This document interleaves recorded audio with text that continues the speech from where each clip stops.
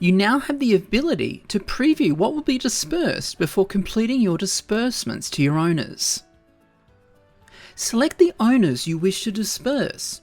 In this case, I'm selecting all my owners. Don't forget, if you are dispersing at different frequencies, to add that filter via the filter option.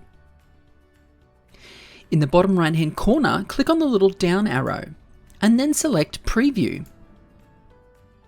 This will open up your Preview Disbursement screen, giving you the option to view each disbursement, all expenses, income, and what will be dispersed, including withhold funds, before processing this disbursement.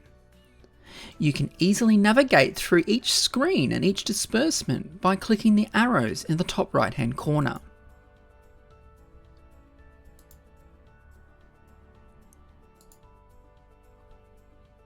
Once you have completed previewing what will be dispersed to your owners, click the Close button to return to the disbursement screen.